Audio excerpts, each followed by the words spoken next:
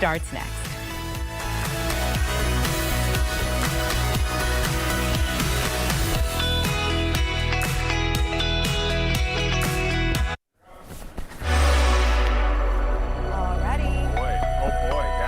This actually be happening? Could the Bears It could be leaving Illinois over state lines? It's one of those things where when it first was floated, this idea of the being the Northwest, it was one of those, oh, it's a bargaining chip. Oh, that's not good. It's always been Arlington. That's Heights. honestly But what now, I thought. I know. Now look at us. It is looking. Things have changed. Here's a live view from momentum. Skybox. There it is. We are looking at, I believe we are looking at Wolf Lake right now. Okay, the expressway right there, that is the Skyway. You can see going over there. A lot of people have, you know, if you frequent I-65, you know Wolf Lake. It is one of the windsurfing capitals of the Midwest. Is it really? Yes, actually, you'll see a lot of windsurfers out on that lake. But this is the site that the Bears now say is what they've got their sights set on after all of this back and forth. So about 22 miles away from the city. Yeah, right over the state line. It's right near right the next to there. Yeah, Hammond, Indiana. Right? Is it technically kind of part of Hammond, Indiana? Yeah, it's Hammond, Indiana, and I believe it was who referred to this very deliberately this morning as Chicagoland, considered Chicagoland in the land. But yeah, we are going to be checking in with Mark Carman here a little bit later in the program to get his thoughts on whether, you know, this is not a done deal. Okay? No, it is not. Nothing's a done deal, right? And we've been kind of, our emotions have, it's been a roller coaster, right? I mean, but this is a big step, right? Yeah. This is a big step because we know how, you know, upper parts of government there feel like, you know, this could potentially happen. They are so enthusiastic on the other side of the border here. So the big development this morning, the Indiana House Ways and Means Committee unanimously passed the Bears Stadium Framework Bill. So now it will go to the full House. It's already made its way through the Senate, and Governor Braun, Mike Braun from Indiana, has basically said, get this thing on my desk so I can sign it. So we shall see what this means. There's I'll so give many it to them. questions. They have worked very quickly, very oh my quickly gosh. on this. They have wasted no time. I think the way the governor phrased it was, we move at the speed of business. We move at the speed of business. So, I mean, a lot of emotions here. I mean, it will be big for Indiana. And then a lot of questions, just like the practice facility. That's what I asked you. I said, so are they still going to practice up at Hallis Hall? Or are they going to have a practice facility within the stadium? How's that going to work? We will see. Because Cassie Carlson was saying it could be 2-hour drive in bad traffic. That's what I'm saying. 2-hour drive. 100%. 100%. From all the way up there. All right, so that's one thing we're going to be talking about. Yes. Another thing we're going to be talking about pretty much starts a month from now. I think it was March 19th. It is Asian Pop-Up Cinema. That's going to return to here in Chicago. You're going to have a long list of some great films to be watching around Chicago during certain weekends starting in March. So we're going to be talking to one of the global storytellers, director and founder, coming up in a little bit. We're also going to be talking to Alderman Matt O'Shea. Yes, this is the Get Behind the Vest initiative, and this is super exciting. Actually, there's an event tonight, and there's a big event on Sunday. It's their annual pancake breakfast. But this is so great because one of the things, and I find this a head scratcher, is that police officers with those Kevlar vests, or those bulletproof vests, they buy it themselves. Yes, they have to pay for it themselves. They're $500 a piece, and they only last 5 years. It's not like, but God forbid they're used, you have to replace it immediately. Oh yeah, because it's done. Not cheap. Not cheap. It is not. So, this is the Get Behind the Vest initiative, and it has provided, I think they've raised about $800,000. Wow. Since they started doing this pancake breakfast. Yeah, great Everyone cause. down on the south side, it's a great cause. I heard the pancakes are really good too. Have you? Pancake House makes them. Another spot down there makes them. Yeah, it's kind of the real deal. Okay. I said, okay, you can come up. So it's a win-win-win. It's going to be cold, so you can warm up with some food. Yeah. Yeah, interesting. So we're going to be talking with Alderman O'Shea about that. And then we've got a few things to discuss with our friends at TMZ this morning.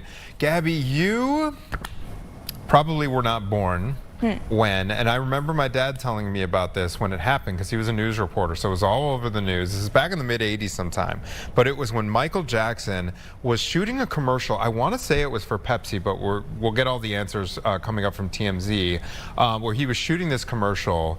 Part of, I don't know if it was a pyrotechnic or whatever, but his scalp, literally, he was set on fire. I had no idea. I'm a big Michael Jackson fan. Yeah. I mean, I love his music, and I know like some ins and outs, of course. I remember his funeral, like how big that was, and widely broadcast.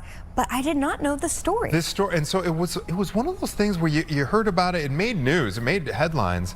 But this new documentary, it's fascinating because this incident reportedly completely changed the trajectory of Michael Jackson's life when it comes to pain management, substance addiction, and like depression, all the kinds of mental health things. So yeah, this is all after his hair caught on fire. So they have a new documentary coming out, and I think that is coming out tonight. Do we have Michael Babcock on the line?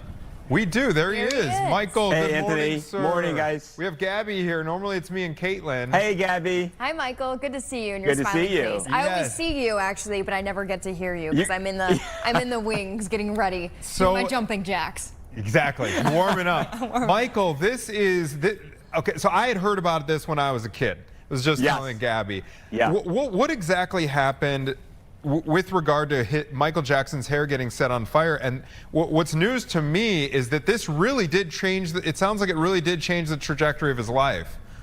I've got to be honest. I was not to age myself too much here, but I was born at the time, but I was 1 year old or so, not even. And yeah, I mean, I remember hearing about this years and years later. You were exactly right, Anthony. This was a Pepsi commercial. It was in January of 1984, and it was really at the height of Michael Jackson's fame. I mean, Thriller had just been released, and he was the biggest pop star in the world. I mean, bar none. And like we said, he was filming this Pepsi ad, and they had these pyrotechnics, and the pyrotechnics were supposed to go off at a certain point. However, they fired early, and because of that, Michael got badly burnt, and he suffered third-degree burns and had to undergo surgery and had needed cosmetic procedures, and it really was the start of of what was a decades-then-long obsession with plastic surgery, of substance abuse, and you really can trace it, and that's why it's called the show is called what it is, about those 30 seconds and them being fatal, because a lot of people believe, and I know Harvey, who worked on this very hard and for many hours, believes that you can literally trace back that accident in 1984 to Michael Jackson's eventual death in 2009, and almost like draw a line and say that event decades earlier is actually responsible ultimately for his death. You know, it makes so much sense, guys, because, like, as a younger person, I remember looking at pictures of him and thinking, what happened? Like, what happened to his face, right? Because, good-looking guy. Yeah, he was a sweet kid. Yeah. I mean, you look at him as a little boy, and he was a sweet child who had all this success. I mean, he did not have substance abuse issues before the Pepsi commercial incident. He was not undergoing all this plastic surgery. It's not something that he cared about, and that really changed everything. It got him hooked on painkillers and other drugs, and it got him a taste of the plastic surgery or cosmetic surgery, and he then became addicted to it, and I think it did ultimately lead to his death. That is so sad, and because, refresh our memories, but it was an overdose, correct? It was like a prescribed overdose. Yeah, so that's exactly right. He was taking this, what it really is a substance that should be used in a surgical setting. I mean, you need to have life-saving equipment there, but he had a doctor who, and Conrad Murray, people may remember that name, who was the physician that was administering propofol. That was the medication. And again, you go and you get some sort of surgery done, you're likely going to have propofol used, but that goes to show just how potent, how strong of a substance it is, and to get that at home, in a mansion in Beverly Hills, It was not safe, obviously, and we know what happened with Michael ultimately. And it's just a tragic story. Yeah, it really is. Now, before we move on to everything happening with Prince Andrew this morning, there's some unreleased footage in this 30 Fatal Seconds that's debuting on via TMZ, right? Yeah, you know what? We talked to a lot of really interesting people who were a part of Michael's life. There is unseen footage of Michael Jackson, and I think it's and even me sometimes I forget, but it's you know, with social media now and just, you know, being famous is different because of how connected everybody is.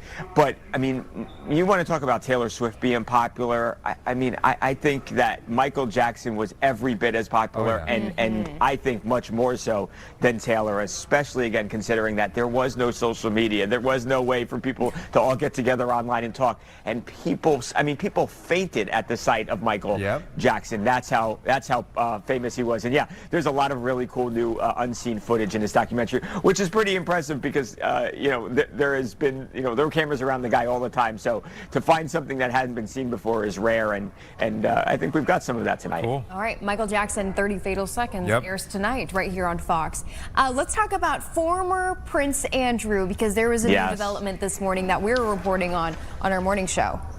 Yeah, I mean, I think a shocking development. Not that people didn't know that he was connected to Jeffrey Epstein. A matter of fact, if you've seen some of the documents that have been released by the Trump administration the last couple of weeks, you might have seen a photograph of Prince Andrew and Jeffrey Epstein together, and was a girl in the photo. So there has been evidence out there, and a lot of people have wanted this day to come where somebody powerful, somebody well-known was finally held to account for what allegedly happened, again, with Jeffrey Epstein.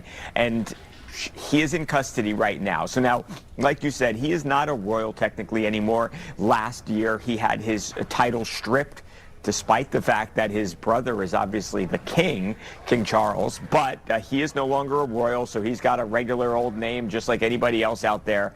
But bottom line is he's still Prince Andrew, and he is now currently in custody. There were search warrants that were being executed at 2 of his other properties, and this all has to do with, it's connected to Epstein. It's not necessarily for, sex abuse crime or anything like that. But what the allegation here is that he was a British official, and that he might have shared private or proprietary information, financial information, with Jeffrey Epstein around 2010. So we're going back a decade and a half here. Again, not a crime necessarily for doing something on, say, Epstein Island, but an Epstein-adjacent alleged crime. Makes sense. Okay, so this is not like, because I was wondering that too, because he's been connected with Virginia Giuffre and those photographs. It's almost like Al Capone got finally taken in by tax evasion. Right. All the violence, but this does not have to do with that. Right. I think that's a perfect way to say it, Anthony. Like if there was a way to get, they may all believe, hey, we think this guy did really horrible things. We don't have a path for whatever reason to get him on those particular charges, but we also know that he did this, XYZ wrong, and I think that's probably what is at play here. What is do we know any statements coming out of Buckingham Palace or the rest of the royal family? We must find. I'll give it to you exactly here because I wrote it down. The law must take its course, is what the prince or the king, I'm sorry, has said, and that's what's coming out of the king's palace. It's got to be a strange and just an uneasy feeling for the king. Obviously, this is your brother, so I'm sure they've got love for each other. But to think about some of the alleged horrible things that have happened here, it's got to be kind of weighing on him, I would imagine. Yeah, it seems like just overseas in general, with things surrounding the Epstein files, they're kind of taking it a little, I don't know, not more seriously, I should say, than the U.S. But there's been some more. But hey, look, he's a friend. Look, there have been many powerful people over here charged in connection with Jeffrey Epstein, right? So, hey, at least in this case, at least the prince is. And we'll see what happens ultimately. Maybe he's not convicted, but maybe he is. They arrested him, and I think that's a good first step in the minds of a lot of people. In the minds of a lot of people, and he's been arrested. He hasn't been charged. It's just on suspicion of misconduct. Right. Okay. Yes, exactly. And so we'll see. I'm sure we'll learn more as the hours pass here. But at this point, that's where we're sitting. Oh wow. All right, okay. Michael Babcock Thank you. with TMZ. Thank you so much for joining us. Of course. Thanks, guys. It was great to talk to you. I'll see you soon. Good talking to to you too. Okay, coming up. Yes, coming up. CHGO, Mark Carmen. Oh right yes, here. CHGO Sports is Mark Carmen. We're going to. He's been following the story as closely as anyone. We're talking about the Bears now looking likely, dare I say, likely going to Hammond, Indiana, at a site around Wolf Lake, right over the state line. So we're going to take a quick break. And when we come back, we'll check in with Mark Carmen from CHGO Sports, talk about all the things involving this potential Bears move when we come back.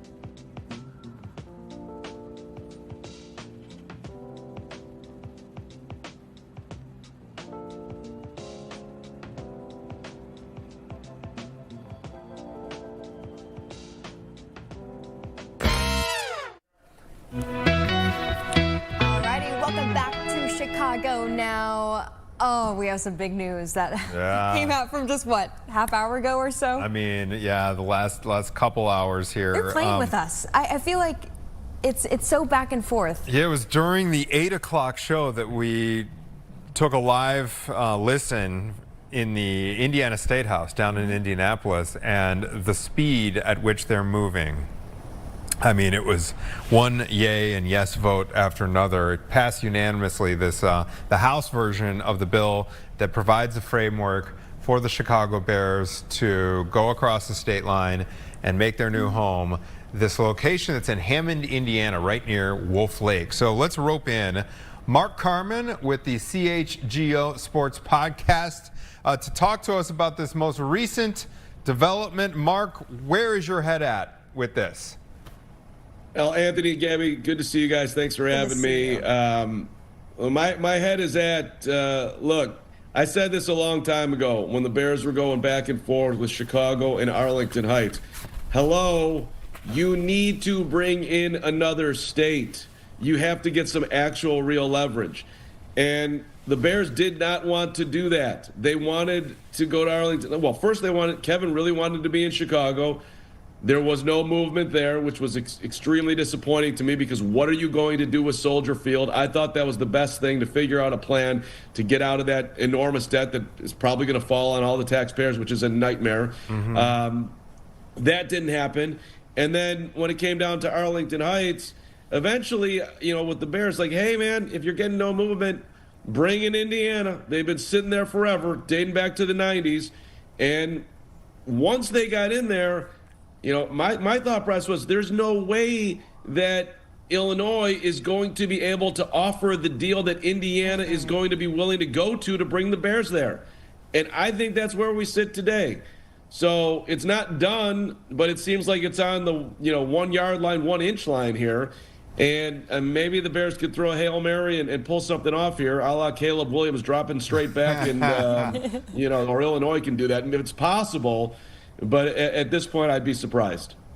Okay, so Mark, we've been kind of pondering what this would look like, okay? Not from the fans' point of view. We can talk about that in a second, but For from the players, yeah. Okay, so they're all based up in like the northern suburbs, Lake Forest. Hallis Hall's in Lake Forest, right? So how would this work? How would this work if you're a player? Well, for the players, it would be very easy, Anthony, because they come down on Saturday, they stay in a hotel, and then they go to the game in the morning. So they'll either come down to the same hotel that they were doing in Chicago, and the buses will be there 15 minutes earlier, and they'll have their motorcade go to Indiana. I mean, Hammond is 15, 20 minutes from Soldier Field. So that won't be a big deal at all. They're not going to move. They're still going to, they're going to practice in Lake Forest. Hallis Hall's not going anywhere, so they'll still live where they live. They'll have a slightly longer bus ride, or they'll just stay. I don't know. There's a bunch of casinos there. Hey, curfew's at 11. I better not see you at the blackjack table. That's funny. For the players, I think very little. That's very true. Now that we really think about it, sure. Of course, Yeah, they've been makes staying sense. in a hotel right down here, so it's as easy. I'm curious, Mark. This might be a dumb question, but did you ever hear any chatter, from players or from Hallis Hall because these rumors have been swirling for a while? The potential of going to Indiana or Arlington Heights. Did they have any comment? So I've had fun with Cole Kmet, who's from here and, has lived this his whole life and now gets to play for the Bears. That's amazing. Love 85. Hope he finishes his career here. Yeah. I've had fun with him for like 3 years now. You want this. You don't want to go to Arlington Heights, even though, you're a suburbs guy. You want the stadium there, and he's always kind of laughed it off. And look, I think deep down the players would prefer playing at Soldier Field. That's where they're used to. It's, the lakefront and the history, all of it. But at the end of the day, they don't care. The checks cashed. Yeah. I'm in the NFL.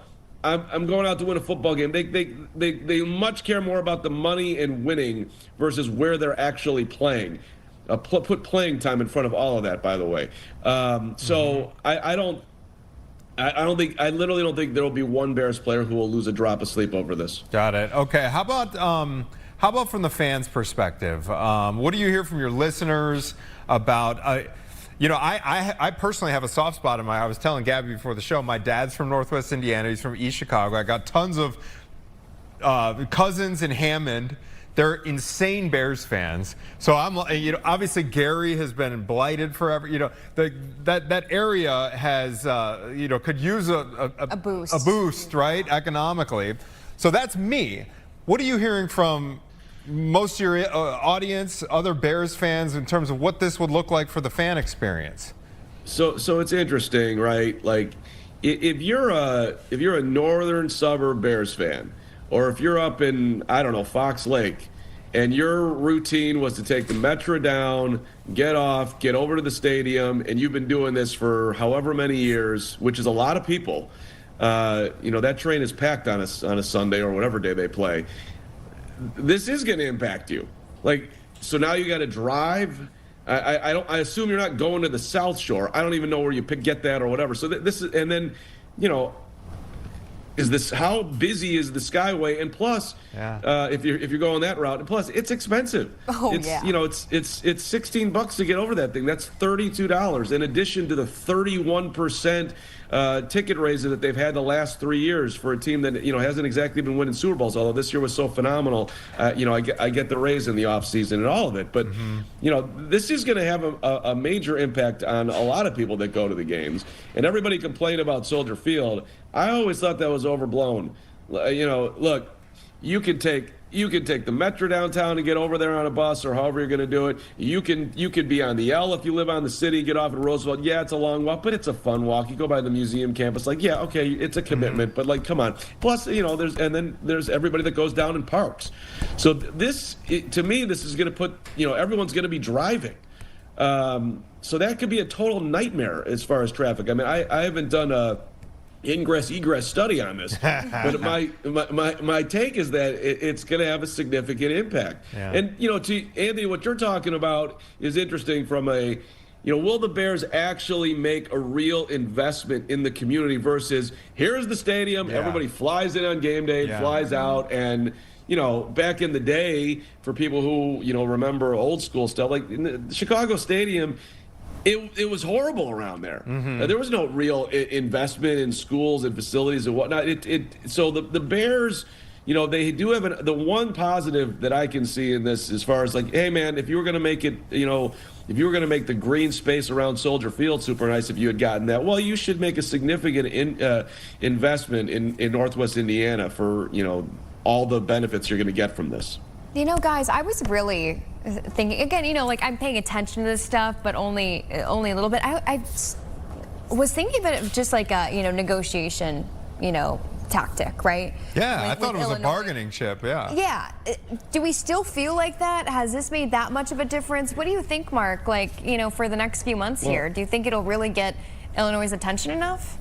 So, you know, my partner on the CHGO Bears podcast, he brought this up today, Adam Hogue, and he said that, you know, look, if you go back in time, the Patriots were going to Hartford. That deal was done. They were going to Connecticut. And the very last second, there was some water issues or something that popped up, and they backed out of the deal. It was done. And they went back and you know, and went back to Massachusetts, and, you know, they're in Foxborough, and that's it. So this could happen. They bought the land. They want to be in Arlington Heights. That has been their number one goal outside of Kevin's foray with the city. They've absolutely wanted to stay here. So, but the way the news came out today, Illinois is saying that they're surprised by this news, that they were supposed to meet today. Yeah. But that the Bears came out and did this and are talking with Indiana. So I think you have to ask yourself, how big is the anger coming from the Bears that it's taken this long, and that they've been begging and getting nowhere, and now here comes Indiana with the sweetheart deal, and it's like, you know what, I don't care what you have to say anymore, man. You're not going to top this. We'll sell that land off. Maybe we'll make money, maybe we won't make money. It's going to be a drop in the bucket either way, you know, long term. So see ya, because this you created this. We gave you every opportunity. You didn't take advantage of it, and we're not turning back, because we know that Bears fans are Bears fans no matter what. But you know, my last point on that one is, you go to Indiana and you win, great. They'll be begging to get in that stadium. You go to Indiana and you lose. It's true. Yeah. I don't know, man. That starts to get real annoying to go over to Hammond if you're dealing with everything that we just laid out. So I do slightly wonder that, even though it's the Bears and the NFL and the whole thing. That is an interesting point. That's a good point. It's one thing to make an effort to watch a good product on the field. It's a completely other story if this team hits the skids. Because right now everything's looking up, right? Everything's looking up. And I think it should stay that way for a while. I mean, you know, Ben, Caleb, everything they got going on right now is phenomenal. I'm extremely optimistic on where they're headed. But so what do we think the percentage raise is going to be for 2020? What would that be? 2028 season ticket holders. Well, this is Mark. In terms of the time frame, we're talking about big time frames here, right? We're not going to be crossing the state line in the next couple of years, right? This is a multi-year No, but I think the goal 3 years. It's not forever. I mean, it's coming.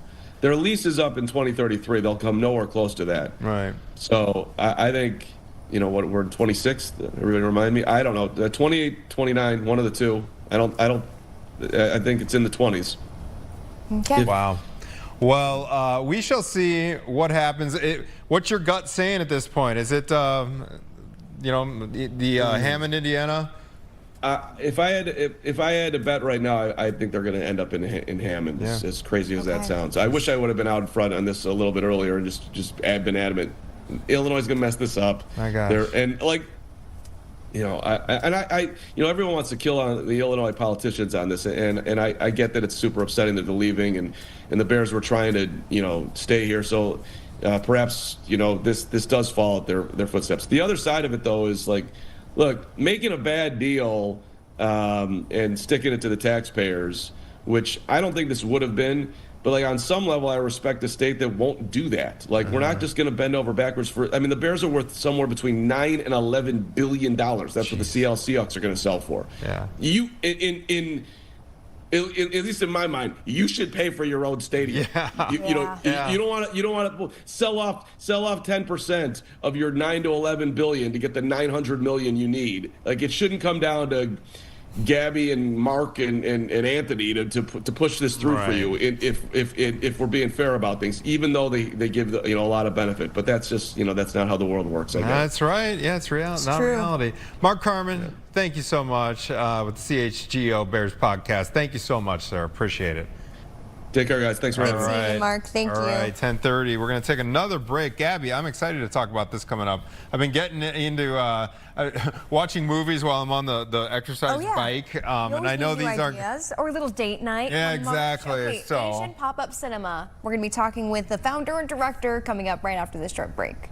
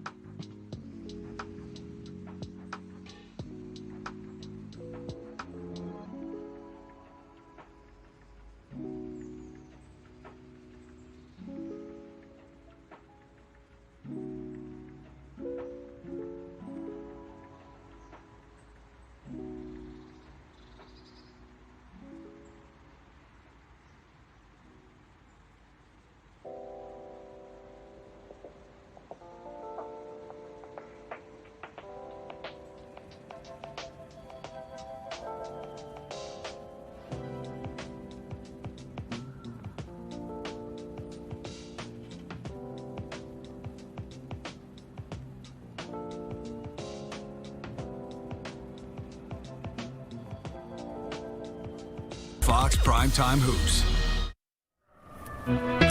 Welcome back. Asian Pop-Up Cinema is celebrating 20 editions of global storytelling, and pretty soon you'll be able to get tickets for next month, the festival that's coming back. We're learning more about it with Sophia Wong Baccio, founder and director of Asian Pop-Up Cinema. Thank you so much for joining us. Thank you very much. First of all, you have to learn to say "Gong Hei Fat Choi." What? Say that again. What does that mean? Gong Hei Fat Choi. In Hong Kong, we say that to wish everybody a happy, prosperous, and lots of money New Year. Oh, I love okay. that. Yes, That's everything that I need right here, Prosperous. Sophia. Lucrative New Year. That's right. You're the Yes. fire horse. You're the fire horse. Thank you so much for joining us. I know you're a friend of the show. We've talked about Asian pop-up cinema before. What can people expect if they're looking forward to something to do next month here in March?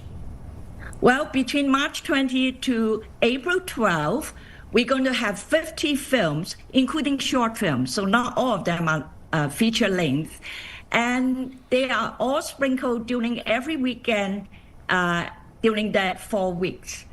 And every weekend, besides the film, we bring the guests, we bring directors, celebrity actors and actresses, and we present awards to them, and they come in to share their experience about making those movies. Okay, this sounds fascinating. So there's a couple dozen films to check out here. Where are these films shot? Where are the filmmakers from? And in what languages are we talking about here? Wow, we got a lot of different languages here because we're showing beside Hong Kong, China, and Taiwanese films. So they are in Mandarin or in Cantonese. We are also showing film for Vietnam, Thailand, Singapore, Cambodia, Japan, and South Korea. So you got a lot of languages to cover. I love it. It's so beautiful, and I love celebrating, different cultures, and it really gives you an eye into another culture, right? When you're sitting down watching a film. For some people, Sophia, it might be a little intimidating to go to a theater and you know that it might be in a different language, or maybe it's a part of the world you're not familiar with. Do you suggest people who are watching at home to get out of their comfort zone and really go and see these films? I do think so, because having the filmmakers coming in person to explain how they are inspired to make those movies, and having the star coming to tell you how do they play that role for you is amazing. It's the most valuable experience you could ever have. And it's worth taking the ride and get out of your comfort zone. Let's hear about the films themselves. Are they documentaries? Are they drama, comedy?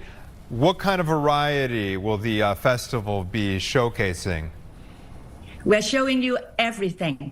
We only have one documentary, Okay. but mostly are dramas, family dramas, a lot of comedies.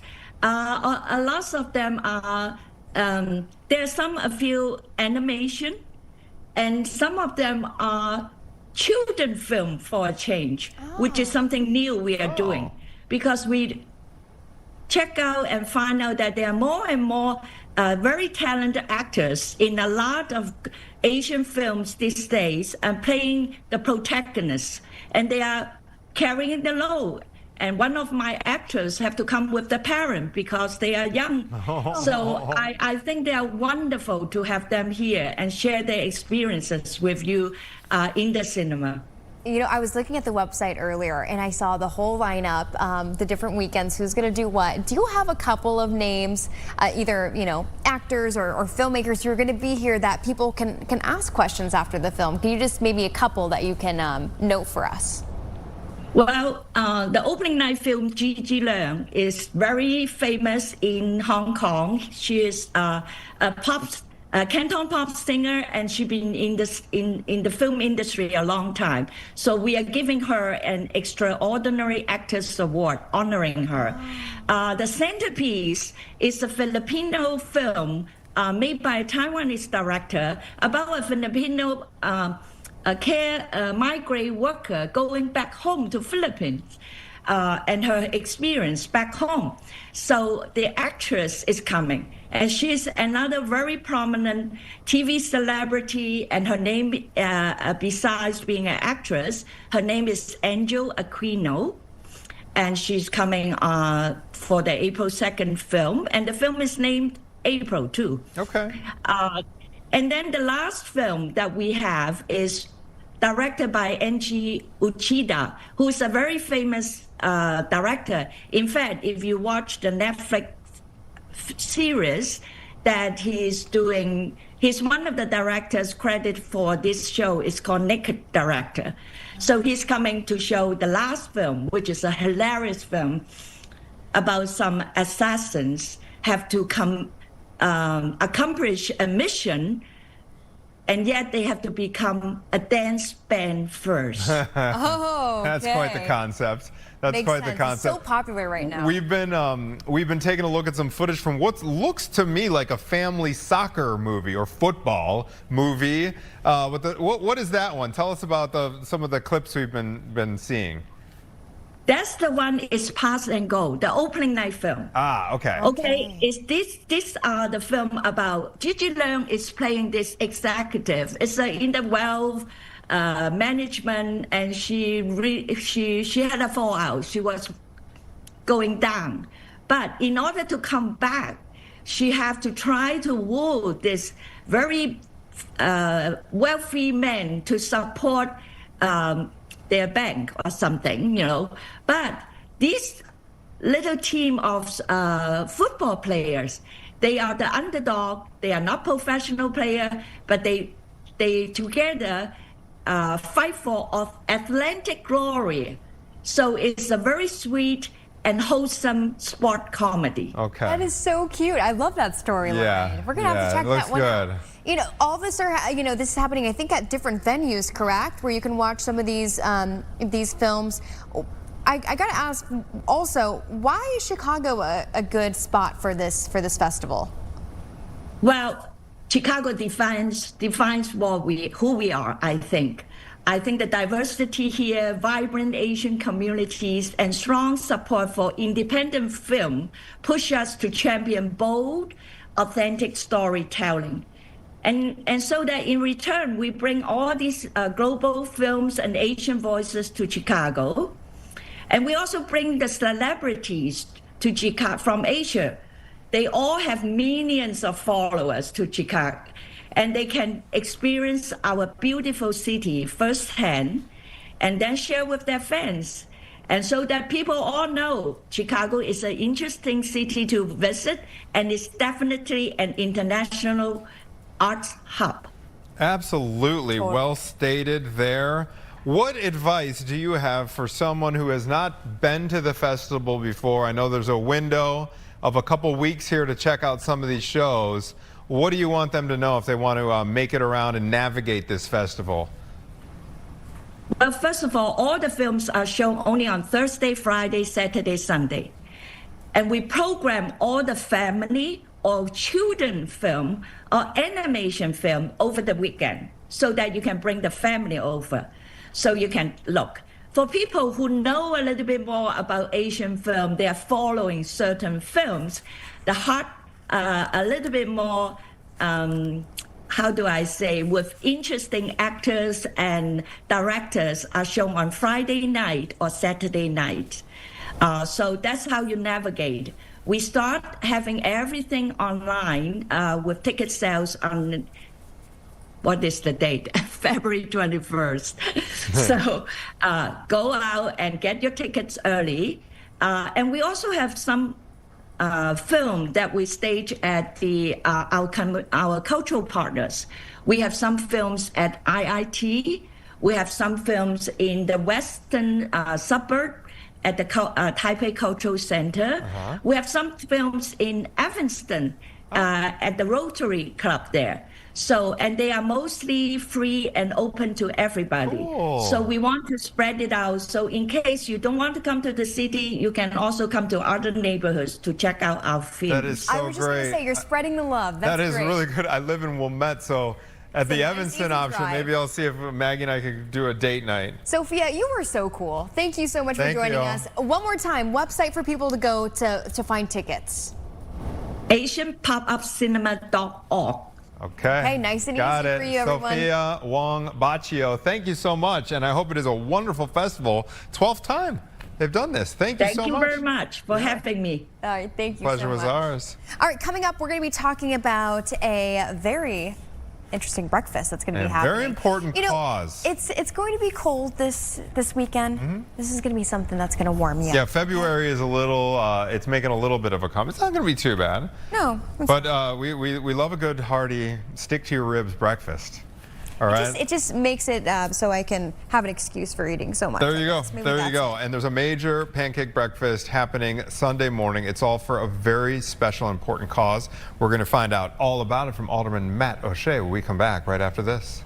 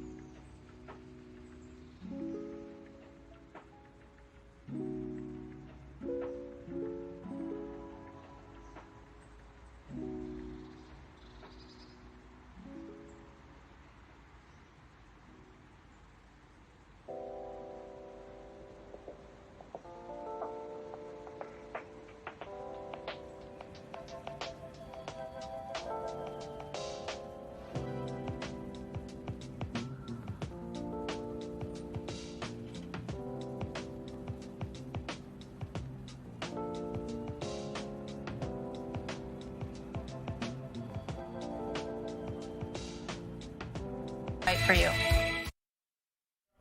All right, welcome back to Chicago Now. Thousands of people are expected to stop by 19th Ward Alderman Matt O'Shea's 12th annual Get Behind the Vest pancake breakfast. We've been talking about this for a while, looking forward to it. And we have some guests joining us here. Of course, Matt O'Shea himself right in the middle. Thank you too for coming, Maureen and Art as well. You guys, this is big. I know it's very popular. There's so many people in your ward who, you know, are behind the vest, who serve our area. Let's talk about this breakfast and what an impact it makes. Absolutely. I think it's just our community's response to support the men and women of the Chicago Police Department. In this case, you know, we're supporting them and we're also working to protect them, which is why this is so important. Let's talk about Get Behind the Vest. Obviously, police officers, first responders, they need protection, right? But it comes at a cost for them out of their own pocket. Can you guys explain? Sure, I can take that. This initiative was started in 2014 because then Director Phil Klein, he was our executive director, recognized that officers didn't replace their vests as often as they should. There's a shelf life of about 5 years. And, you know, it cost about $500, and just like everybody else, officers reprioritize. They shuffle what they need to spend their money on, and usually the kids and the schools and the braces, they get the money first, and we, you know, think of ourselves last. So they would roll the dice and not replace the vests, and that's what we're trying to, you know, make sure they don't have to do, is roll the dice. I did it myself. I got my first vest in 1992. I didn't replace it until 2008 for all those, you know, same reasons. So that's what we want to make sure they don't have to do. Of course. The breakfast has been very successful. This effort has been successful. Can you talk a little bit about how many vests you've been able to raise money for? So I think to date, this being our 12th year, we're approaching $800,000 raised to contribute to the cause. Chicago Police Memorial Foundation has replaced more than 15,000 since they kicked off this initiative back in 2014. I believe they're hoping to replace more than 1,000 this year. Absolutely. Again, protecting our officers, giving them the most up-to-date safety equipment to protect them. Art, what do you see, you know, with this issue? Obviously, once unfortunately, you know, God forbid, it is used, right? If it does catch a bullet, then it needs to be replaced as well. how big of a deal is this? It's a huge deal. Okay. What you don't know is, as a young man, before I was honored to take this job, many years ago, I was also a police detective. Okay, and we started out, we didn't have vests, and when they came on board, they started saving a lot of lives, and it's just critical that we do this for them. The breakfast. All right. Well, there's something happening tonight, correct? And then is it Sunday morning when the actual pancake feed is going to happen? Can you give us some of the details if someone at home is interested, in helping out, doing this and getting full for a good cause? Well, anybody out there that wants to help support and protect our police officers, they can come out tonight. We'll be at Baracco's. The Baracco family and my office co-hosting an event tonight. And then Sunday morning, we will be at St. John Fisher School for our 12th annual Get Behind the Vest Pancake Breakfast.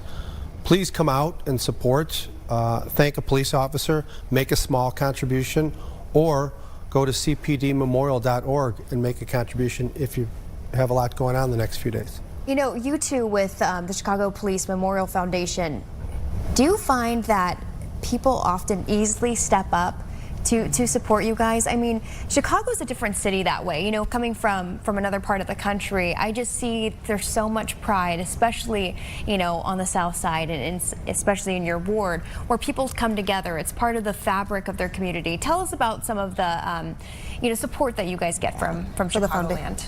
The foundation is in its 22nd year, and that's because of the support of communities like Alderman O'Shea's and every community in the city and even beyond. We wouldn't be here today without the donations that come in regularly. And what I like to tell officers, I talk to recruits pretty regularly, and I say, when you get this vest, this replacement vest, yes, the product, the protection is awesome, but it's the rest of the story. That's the thank you from a community member, from a business member, from an alderman. That's really what resonates with me the most. This is gratitude. This is showing that, we support you and that somebody's hard-earned money that they're spending to protect you. It really is. Again, we know how much law enforcement, first responders do for our area. Is there anything else, that you guys are doing with the Memorial Foundation that you'd like the audience to know about? Maybe there's other parts where people can donate money. Maybe they have some extra change that they've run into, and it could be put to good use. Yeah, well, it's actually pretty easy to go on our website and find out about all of our events that are upcoming, and there's lots of different ways to participate. Some of the events, the Run to Remember and so forth, are coming right up. They come faster than you think. But I've got to say this about Alderman O'Shea. I mean, I just love this guy, okay? I'm a South Sider to begin with, and he has stepped right up, he and the people in the community. Their pancake breakfast is the best thing you could ever attend. So, thanks, Matt. I heard the pancakes are pretty good too. Can you give us a little insight on some of those pancakes? They are. We're really lucky. The Harrigan family, who has owned and operated the original pancake house in Beverly since 1965, when we kicked this off, we reached out to them. They said, we're all in, whatever you need. And they give us so much generous support over the years, supporting all first responders, but especially this event. We couldn't do it without them, and you really get a delicious breakfast Sunday morning. So come on out and check it out. You were able to talk with us earlier this week, and I was like, you know what, that actually is a big deal, that it's good quality pancakes, because sometimes, you show up and you don't know what you're going to get, but you're there to support, right? Jumping a little bit back and forth, back to get behind the vest, is there a certain story, with someone who's received a vest that really sticks out to you, someone who had maybe some extra gratitude, maybe there was something, shocking that came up after they received their vest? Anything come to mind? So just recently, an officer in the 22nd District, so in Alderman O'Shea's area, was shot in the vest. So December of 2025, he was struck. And we've had the privilege and the opportunity to speak to this young officer many times since then. And we will be presenting him with his replacement vest this coming Saturday. And he's so grateful, appreciates the support. He's willing to, support the initiative in any way that he can. So that is the message that seems to recur all the time. They're just so grateful for the support. They're so grateful that we can, replace the vest so quickly and at no cost to them. You know, it came as a surprise to me. I think it was last year, a couple years ago, listening to one of your interviews that you're doing here at Fox and learning about how first responder, you know, police officers needed to buy their own vests. Is that really not common knowledge? Because maybe I was just, you know, living under a rock. Are people surprised to learn that? They are. Absolutely. I get that question frequently, and I have a very simple answer. They're issued a vest when they graduate from the academy. It's put upon them to replace that vest. Luckily for us, the Chicago Police Memorial Foundation steps up and takes on this campaign, but the fact is it's not happening, so they're stepping up. And my community is stepping up to support their efforts because protecting our police officers is important to all of us, and it should be. All right, you've been so successful so far. But is there a goal that you're hoping to reach, maybe in the next 5 years, maybe, you know, this year, you know, that you can share it and maybe you'll manifest a little bit as we're sitting here? I think you could probably give the numbers just in the 22 years, all that you guys have done. And So, then, yeah, with vests in particular, 15,000 to date. And understand that that number is, you know, it's changing every single day. You know, each day somebody else becomes eligible, their 5-year expiration is up. So we're trying to keep up with that. Right now we believe the number of eligible officers for a replacement vest is about 5,000. So we'd love to be able to hit that number very, very quickly. Of course. Throwing a little bit of a curveball, it's okay if you don't know this answer. Is there anything else that's similar to, you know, vests that police have to pay for out of pocket that maybe we don't know about, everyday folks? Your ammunition for, you know, shooting, target practice. Your gun, you pay for your own gun at the beginning of your training. So you do get a small uniform allowance to help offset some of that stuff. But like I said, officers are just like everybody else. We prioritize our families and our homes and everything else first. So that money doesn't always go in that direction. See, those are a couple things that I had no idea. You would just, I kind of assume, maybe as an everyday person who takes some of the hard work and bravery when they just are called to action, they don't blink, that you know, we would think that, okay, maybe they'd get the ammunition for target practice or get a gun from the police department. Come tonight, come Sunday, what do you expect to see? What are some of the sights and sounds of this event that make it extra special? what's especially heartwarming for me is families coming together, particularly young children, walking up to a police officer they don't even know, and just saying thank you. And I have to believe that these officers that come in attendance, it's a real shot in the arm to them to know that people care.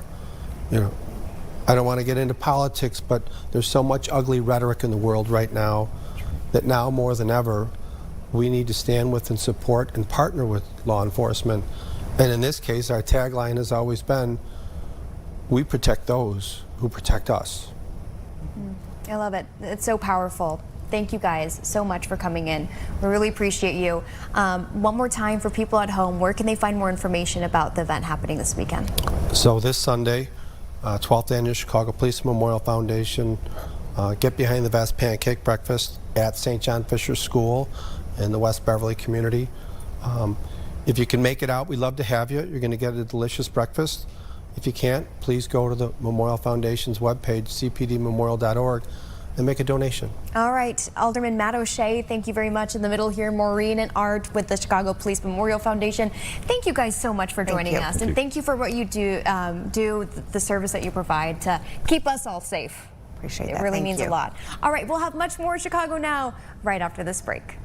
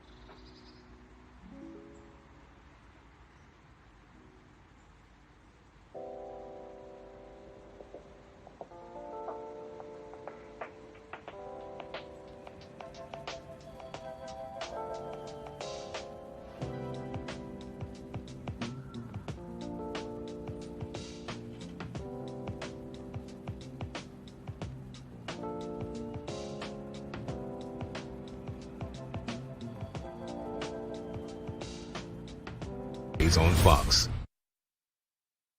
We're back and better than ever at 11 o'clock. Well, 5 seconds short. Here we are. Anthony Ponce, Gabriela Primus. Yeah, thanks for joining us. We have a lot of interesting things coming up here in the 11 o'clock hour. Interesting. We've heard about smartphones, okay? No, this is very I love it. You read the first sentence, right? I did. All right. It is interesting. Smartwatches, smartphones. How about smart underwear? Smart underwear. Yes, we've actually talked about this on GDC recently. We're going to actually have the expert who's talking about this research, this study, pretty much looking at your gas. The smart underwear looks at your gas. Yes, it's the F word. Well, not that F word. Flatulence. Thank you. That's the polite. Perfect. That's a polite. That's the PC way to say it.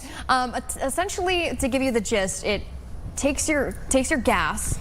And it can tell you how healthy your gut bacteria is. I want to say that's pretty much the premise, but stay with us because you're going to learn more. We're also getting to talk with Griffin Museum of Science and Industry about the Olympics and some of the logistics that it takes. You were snow and ice. They've been really like throwing us to the wolves in terms of awkward topics this week, Gabby, because. Yes, Griffin MSI, they're going to talk about the science and physics around some of the Olympic sports. Yesterday, did you see our ski jump segment? I did, and guess what? I did not get to listen to it, and I think actually I'm glad that I didn't have to listen to it. Yes, to sum it up politely, let's see, there are certain male athletes that are taking certain measures to increase their the surface area of the suits that they're wearing under the belt area. Yes, so it's quite, I think interesting is the right word. Terrifying? Terrifying, very concerning. Concerning? Yeah, I don't know. All the things, I guess. But first, we have a friend of the show that's going to be joining us. Excellent. Is he ready yet, our peanut gallery? You know what? He's always prompt. He's always ready to go. You would be surprised, or you wouldn't be surprised. You would be surprised by how many people are late. But you do the same thing as us, so... I would never be late. In maybe fact, 5 minutes for them. 5 minutes late for them is on time, whereas we are 5 minutes early. Thank you, John, for joining us. How are you doing? You enjoying the weather? I'm doing well. It's a nice sunny day. I had to spin my whole little setup here around because sun is blaring into here. But no complaints. I was glad it's sunny because we were talking rain, and I know it's coming this afternoon. So we got to enjoy the bright weather while we can. Can I ask you a question? Did you get a dirty car? Oh, look at the bean, how shiny it is. Look at the bean on this gorgeous day. Yes, in fact, it's so funny is we have a garage, and I obviously always park inside when I can. And for some reason, I had left it out in the driveway that night that it got the mud rain. And I walked out the next day, and I was like, what is this? It was crazy. And I still haven't washed it yet, just the windshield, right? So I'm the guy still. I'll be driving like... I refuse to get a car wash until we know we're done with the snow, right? Exactly. So April. So I'm going to be driving a muddy Mazda on the Eisenhower Expressway till mid-April. I'm that guy. I don't care. It's four wheels to me. Y'all can deal with it because I don't see it when I'm on the inside. So there you go. Not your problem. You are a spirit animal of mine because I'm the same way. You know, my muddy Subaru is going to be cut from the same cloth. Exactly. We're cut from the same cloth. Oh, and mine is covered in mud rain. Mine is too. I was saying earlier that you know the clear difference between someone who parks in the garage and someone who doesn't. This morning. You just you made the wrong call that day, John. I did. It's interesting to see the bean right now. Can we put the live shot back up real quick? Let's admire this thing because it doesn't look either that or it got a nice like Windex job. Oh yeah. Because it looks pretty. It looks pretty clean. Or maybe the guy in there cleaned it. Oh, the guy. Did you ever think of that? Yeah. I'm actually curious now. This is a good block club story. You guys are giving me an idea. I want to meet the guy who cleans the bean or gal and how they do it and how often. And what do they use to make it so shiny? What if Fox does it first? Listen, hey, John, here's the deal. Since you came up with the idea on the show, that means you have to come back and tell us all about it and share your info. A report. That's I a really hope good it's idea. one guy with a ladder and like one bottle of Windex that he just kind of sprays, and then you get the paper towels, and then it's still streaky, and then you got to like do it again and again. It's the worst. We're gonna pencil you in for the 11 o'clock hour next Thursday. How does that sound? You got to give me like 2 or 3 weeks to do this story. I got to like assign it to a reporter. They've got to like dig into it. We got to get video. Okay, you know how it how works. about the next How Thursday often or it the happens. next Thursday when you're here? All right, Yes. That'll work. That'll work. Okay, well, let's Don't worry, I'll concentrate report on back. some of these stories that you already have in the can on the website. And let's start off, what is the Funky Town Brewery, and what news are they breaking this week on Block Club Chicago? This is cool. So this is a pretty pioneering black-owned brewery in a space that there aren't a lot of black owners. Less than 1% of craft beer owners in the United States are black-owned breweries. And in Chicago, after one closed down a couple years ago, there are no black-owned tap rooms. There's other breweries that are black-owned, but to have their own tap room. And these guys, these three friends, are going to be the first. I will note there's another brewery, I'll remember the name in a moment, but they do share a tap room with someone else, so shout out to them. But Funky Town Brewery, they've been operating in a pilot project brewing spot in Logan Square. This has been a place for incubation, basically, of new breweries who want to try out their beer without investing in the infrastructure to build their own stuff. Well, these guys have been doing that since 2017, and now they are ready to open up their own tap room and brewery. They're getting started on it, so this is going to be a bit down the road. But it's at 1923 West Lake is where it's going to be. And if you're curious where that is, that's right just a couple blocks north of the United Center. And as we all know, there's a huge development project going on around the United Center that's going to continue to grow it. And these three guys want to be a part of that movement. They're really excited. It's kind of like a warehouse district already right along basically where the Green Line is. If you guys know the Green Line heading straight west, it's going to be right around there. Right at Damon and Lake, and we wish these guys well. They went to school together, they studied together, and they went to Thailand together, and that was their inspiration for this. They went on a trip and just talked about, like, hey, let's bring together our interests and the things we do. And they've got this award-winning beer already. It's like a pale ale with some citrus notes to it, which is really tasty. I've had it a couple times. But I'm excited for them to open up a tap room. And I don't know exactly when, maybe 2027, I think, is their earliest estimate. So just next year, construction beginning later this year. And I'll be there. That's awesome. I love it. That is awesome. And you know what I have to notice? We're seeing pictures of these guys.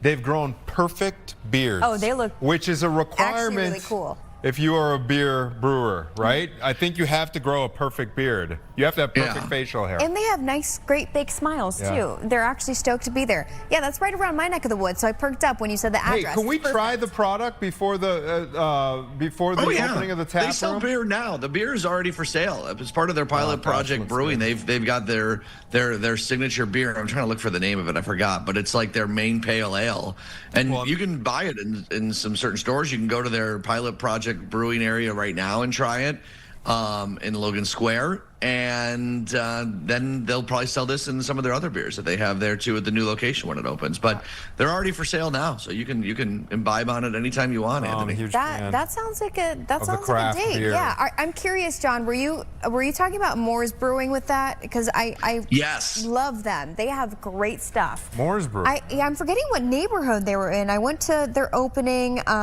Really, really great people behind there. But I'll have to get more information maybe at the end. Yeah, no. So Moore's Brewing Company, they opened in Logan Square, Diversity House, and they share a space with Steep Ravine Brewery. Yes. So Moore's Brewing is one of the other black-owned breweries, but and that's great that they share a location. Nothing wrong with that. These guys will be their own first to have like their own space completely, but or the only one, not the first. Another one, unfortunately, that closed down. I believe in Hyde Park. They had been open for a couple years, and they closed down. Now it's a tough business, right? Let's not just leap and say these guys are going to immediately be successful and take off forever. I mean, I hope they are. But craft brewing is going through issues, and a lot of breweries are closing. These guys are hopeful that they can tap into what they've got, no pun intended, and go with it. But it'll be a tough grind, but I think that their location, right? Like, what a cool spot after Bulls games or Blackhawks games or a concert, right? To stop on by, be part of the tap room vibe there, and hopefully they do great. For sure, for sure. We are wishing them the best. Okay, moving on here. I'm curious about this. We are talking about. This one's called Whoop Wop Da Bam. That was their. Sorry, interrupted. Whoop Wop Da Hip Bam. Hop's good. R&B Brew. I love Hip Hop's, and I like that, R&B Brew. Those are good titles. Those are good names. Homecoming, HHRB Volume 2. Very cool. I love it. I'm thirsty. All right, let's move on to our next story that you guys have up on your website here. This is Beverly's Knife Guy, a Southsider keeping the old school cart sharpening tradition alive. What is this all about? Who's the knife sharpening guy. This is such a Beverly neighborhood story. I love the Beverly and Mount Greenwood neighborhoods. Okay, so the guy we're talking about, this guy, John Carmody, is a retired Chicago Fire Department firefighter, and he is now the owner of this green cart you can kind of see in the foreground there, that for many, many years, decades in fact, another guy walked around, Tony Del Cielo, who walked this cart around the neighborhood for years, ringing a bell. And again, it's, as you can see, it's foot pedal operated. And DiCello would sharpen knives for $2. He was like well known in the Beverly neighborhood. Well, one day, the current owner was just asking him some questions. He noticed there was a for sale sign on the cart, and DiCello is retired to Italy, wanted to retire to Italy. So Carmody said, hey, I'll learn this craft. I've got time on my hands. I'm retired, and I'll take over. And he has. And he, in warmer weather, will walk the cart around, and still for $2, people come out and they form long lines. I mean, who doesn't want a knife sharpening guy in town? I haven't sharpened my knives forever, and they need it. And if someone was ringing a bell out here, instead of giving the kids ice cream, take my money. Give me a sharpened knife. You know what? This has warmed my heart today. I like love no this. other. I don't know why this is just tugging at one of my heartstrings. Every neighborhood needs this too. It's beautiful. It's so simple yet so. It used to be a big thing. Like you'd have the knife sharpening guy, you'd have the knife salesman. He'd come at some point. Right. They don't have that anymore. And then you'd have the knife sharpening guy. And I think it's so smart, and he's still charging $2, which I think is a steal. Yes. Right? You get a good knife, you're going to save so much money in cooking and cutting that chicken and that beef just perfectly. I love a good sharpened knife. Anyways, I also just love how basic this is. Maybe basic's not the right word, but it's not electronic. It's foot pedal operated. Analog. It's old school. It's getting a little rickety, so he doesn't take it out in the winter, but he is available by appointment. So we have it in the story. He's got a phone number. It was so popular, guys, that people dress up for Halloween as the knife sharpening guy. They build like a fake cart and push it around. It's such a neighborhood story. I'm with you, Gabs. This is just a great topic. I love it. I remember when I used to get my hair cut in Lincoln Park. So it's like upscale spot. Mm-hmm. I remember that there was like one guy, and all the stylists up there told me that this guy had like a monopoly on the scissor sharpening there, and he charged an arm and a leg. So like this shears, here, yeah. The shear. I don't know if the process is different or something. I think it is, yeah. But $2. It would be takes about a minute and a half for him to sharpen each knife, so it can move along pretty quickly. But I would bring out I got like 4 knives I need sharpened. Sure. Tip a couple bucks. That's $10 to get your knife sharpened. The sharpening of the knives probably lasts a couple months, right? Unless you're like a chef, like a hibachi chef professionally or something, like you're not using them all that much. And yeah, I think what warms our heart about it is it's so old school. It's nostalgic, but like keep on a tradition. We need these traditions in our neighborhoods, right? Yeah. I think that's what makes Chicago so special and our neighborhood so special is we have these characters in these neighborhoods. And I would put DiCello and now Carmody in this range, like, right? The characters of the neighborhood. Cool, we love them. Carmody is a retired cop, but like there's going to have to be another apprentice. I was thinking. A younger apprentice, and it'd be so cool if 30 years from now we're covering the next person who takes the card over, and that thing just lives on in Beverly, Mount Greenwood. I don't think I've ever sharpened any of my knives, guys. Oh, you got to do it. Oh, you got to do it. By the way, he's a retired firefighter, Anthony. He's going to beat you up if you say that. You know how these guys have rivalries. I was going to correct him, too. Yeah, I was going to My apologies. Thank you for the clarification. I'll straighten him out after the show. Okay. Okay, I'm in a firefighter family, so I had to just make sure. There you go, yeah.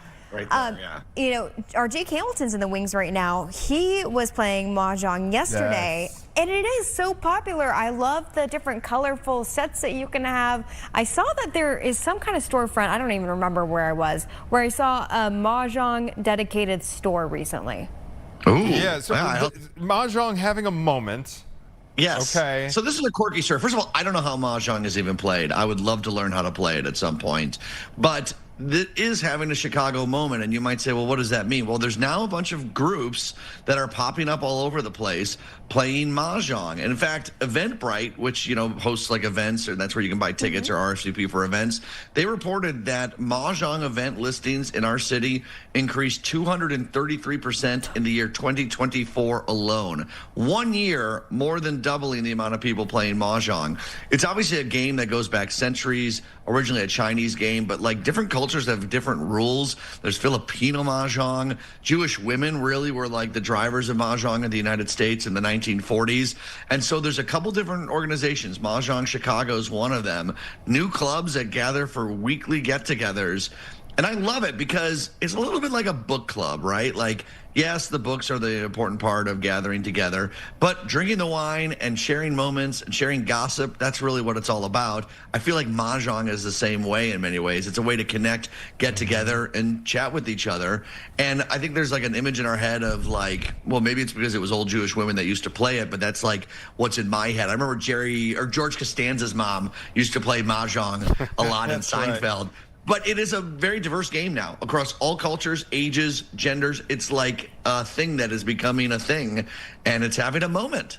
Is it hard to learn, to your knowledge? I think so. I mean, I watch it and I have no idea, but I imagine once you learn it, it can't be that hard. I know there's like video. I just don't have the patience to learn it right now. I'm that person when someone brings out a board game at a gathering, I like roll my eyes and I'm like, you got to be kidding me. I do not want to play Settlers of Catan right now. And there's somehow, too many rules. Yeah, and somehow you don't digest any of the information they start saying. Even right, but I'm a big dominoes player. So, like the real... I've never known how to play the actual game of dominoes. I've only set them up to knock them down. Dominoes is pretty easy. You'll be able to learn it, but there's different rules for each one too. We play Cuban dominoes here. Even though my husband's Mexican and his family are Mexican, we play Cuban dominoes, and it's intense. Anyways, I could picture Mahjong having similar levels of intensity. Yeah, I'm just having a moment now where my wife recently went to a Mahjong, because I was like, I knew this sounded familiar. She went, and I remember she came back, John, and I asked her, well, how do you play now? And she's like, well, we're still kind of working it out. Yeah, working it out. But you and a couple, friends really get good at it. There could be I also, Jake might be able to comment on this, but I had read that you know how Blake Lively is in court now, doing the whole Justin Baldoni thing. For the lulls in the court hearing, she asked her assistant to bring a Mahjong. Just nod, Jake. Yes or no. He says, he doesn't know. He is unfamiliar. You're supposed to know Blake all Lively the bringing a Mahjong set to the courthouse. That's what's happening. For, I guess cell phones, maybe they're not allowed in the court. Maybe you're just making up a rumor right now. That could be. Okay. It could be. As long as the jurors aren't playing during the trial, I think during the trial. All right. Yeah. So this, what are folks going to learn about if they read the piece on Mahjong? What's the big takeaway there? Well, a little bit about the history about it that dives deeper than what I said, and then also like the places to play, right, and the links to the groups. We have there's a Mahjong parlor, Lily Pad Mahjong parlor. I don't know if that's what you saw, Gabby. There's also a Lakeview place where people design and create custom Mahjong folding tables and mats. So if this is like something you're looking to get into, you can find information in the story about who's playing, where they're playing, and where you can really dive in and learn how to play all over the city of Chicago. Well, if the cool kids are doing it, Gabby is going to follow suit. She always likes to conform. I'm usually the first. Wow, that's mean. No. Gabby, I'm going to stand up for you. You're a trendsetter. She's a trendsetter. She's the trendsetter. I don't really follow social norms either. So let's make that clear. John Hanson. Wait. Let's put a pin in that one for later. Yeah. Thank you, Ever heard of smart underwear? I'm going to leave this where it is. I'm hearing I got to go right now. Bye. No, you better stay tuned for our Smart Undies segment coming up, sir.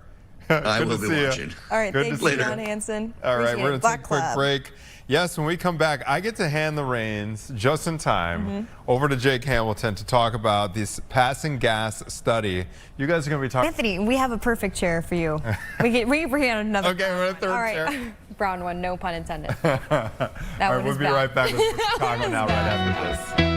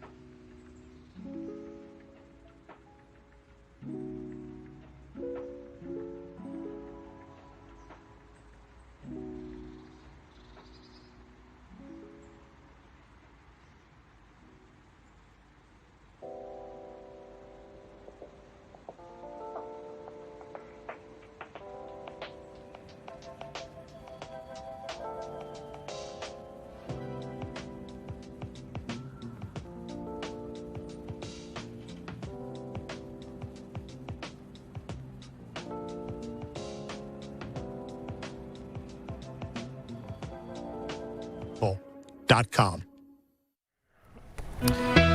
Why is it so funny? So, Gabby, I was out we brought you in for a reason. Yeah, I was out in Chicago Heights this morning at one of those rage rooms where you just get to just smash the crap out of things.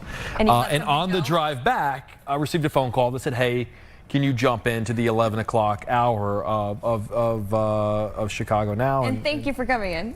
And to which I was like, of course, absolutely. And, you know, sometimes you jump into the show and you're playing a little bit of catch up. You sit down and you start going through the cards and you kind of go, okay, what are we talking about? What are we talking about?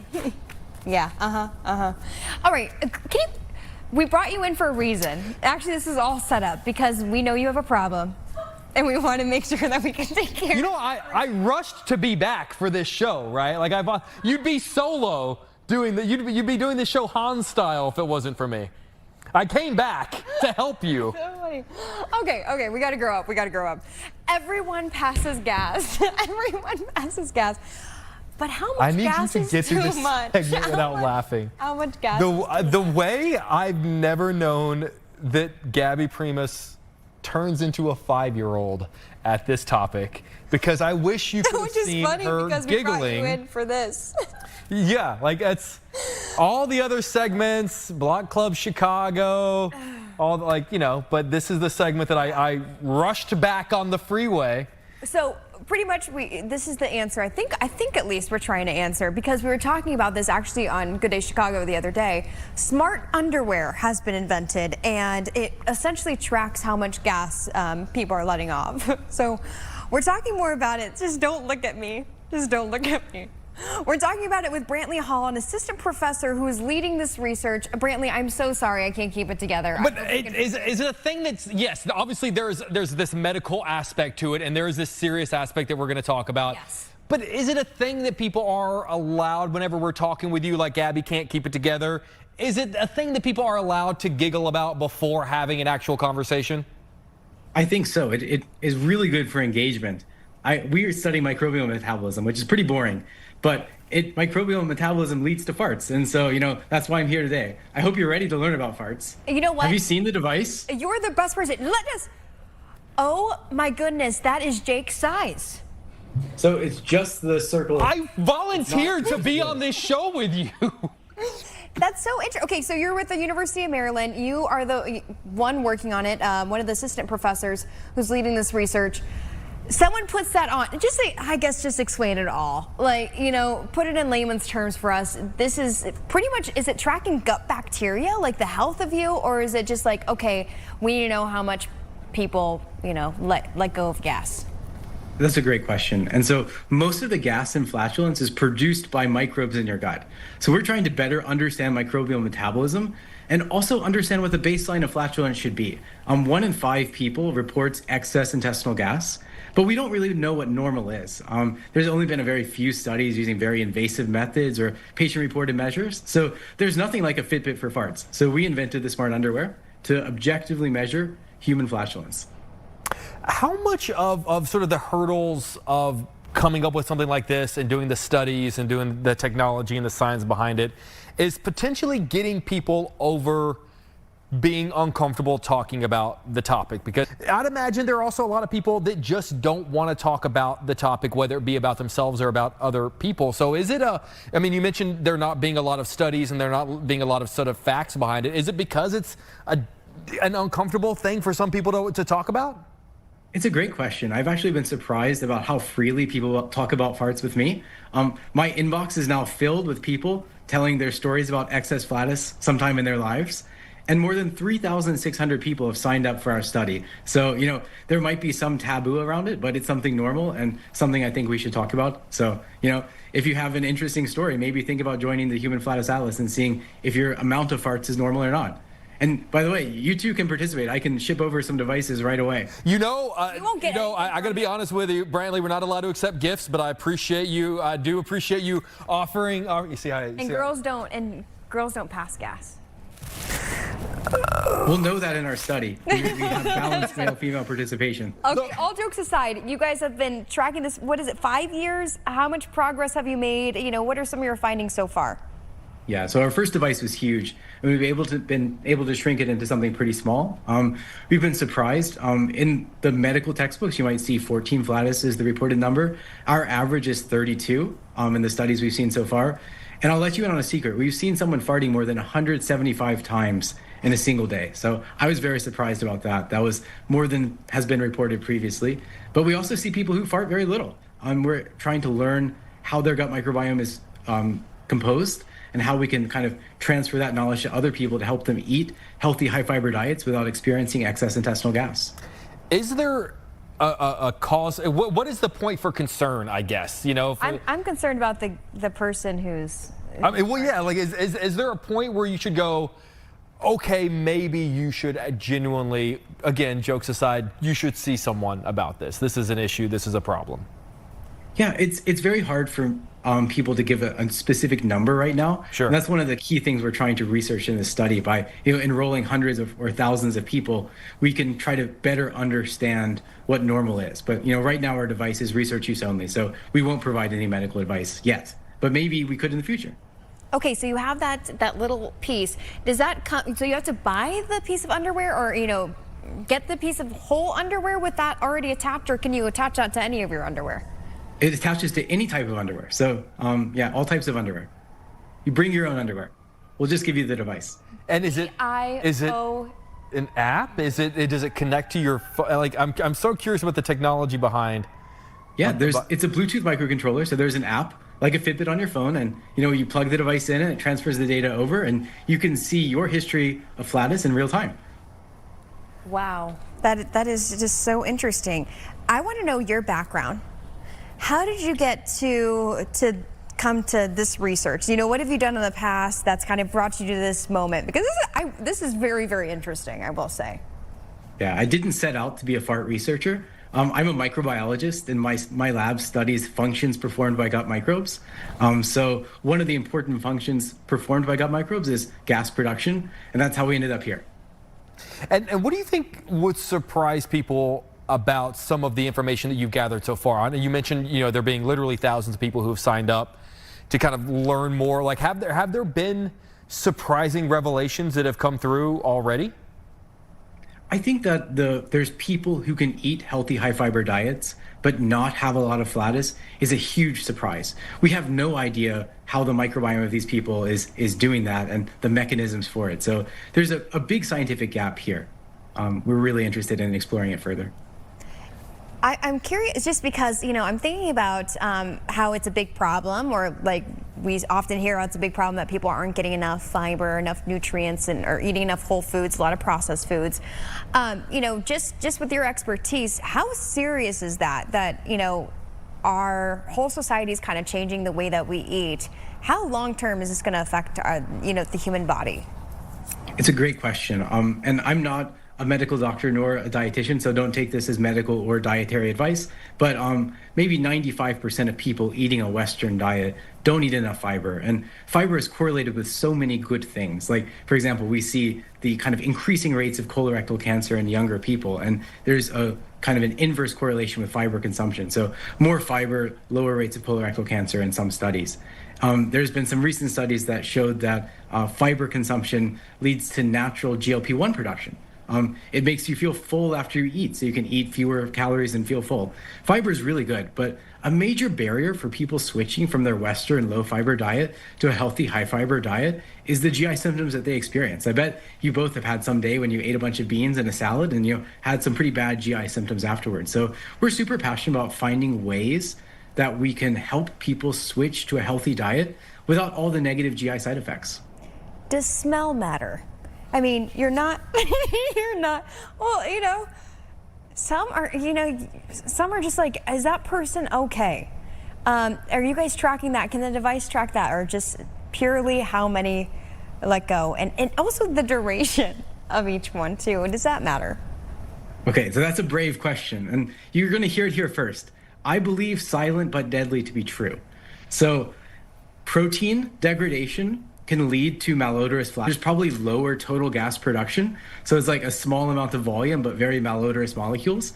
While if you're eating just a bunch of soluble fiber like inulin, you're going to have a lot of gas, but very little malodorous molecules, so you won't smell it. So I think that there's some truth to silent but deadly. Our version of the device that's the smallest one does not measure hydrogen sulfide, but we have a larger version of the device in an ongoing study where we're trying to test measuring hydrogen sulfide through a complete dietary intervention. So you mentioned people volunteering for this.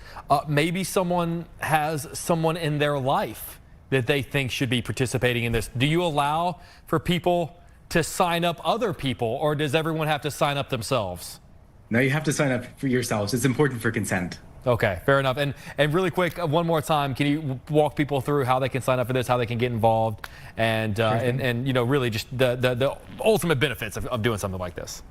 Yeah, so you can enroll by visiting flatus.info, and there's an enroll button there. You'll take the enrollment survey. The benefits are that you can see your pattern of flatus, and you can compare how many flatus you have per day and the rate to other people in the study, so that you'll get a percentile. So you might be able to say, I fart more than 97% of people. And we have some pretty cool medallions that we give out. So if you're in the top 3% or bottom 3%, you get a pretty cool medallion that we 3D printed. So we can give you this if you're in the top 3 or bottom 3%. So if you think you fart both a lot or very little, maybe go to flatus.info and sign up and see how you compare. I know people are often looking for icebreakers on first dates. I feel like you just served one over, like that medallion, like wear it on a chain around your neck, like Flavor Flav. On their dating profiles. Like, yeah, if that was Forget, if that's like, one of the prompts. I have a 5-star Uber rating. Yeah, you know, no one cares about your Uber rating. Yeah, let's talk. Let's show me the study. That's. Can we see the medallion one more time? You know what, Brantley, I've been at a loss for words, you know, many times during this interview. I'm not going to lie. It is literally bigger than your head. My favorite part, if you don't mind, Brantley, if you'll put the medallion, my favorite is the dramatic statue over Brantley's right shoulder in the background. Oh, yeah, I love the lights. I love that it's kind of silhouetted, like it's mysterious, like it has a secret. Like there's just something just. And I like how it's BYOU, bring your own undies, right? I mean, most of life is. That is true. Most aspects of life are. Usually they're not just there for the party goers. Brantley Hall, assistant professor. This is, I gotta tell you, man, you probably heard me talk. I was on the way back, was not expecting to be a part of the show today. Didn't know what I was being thrown into.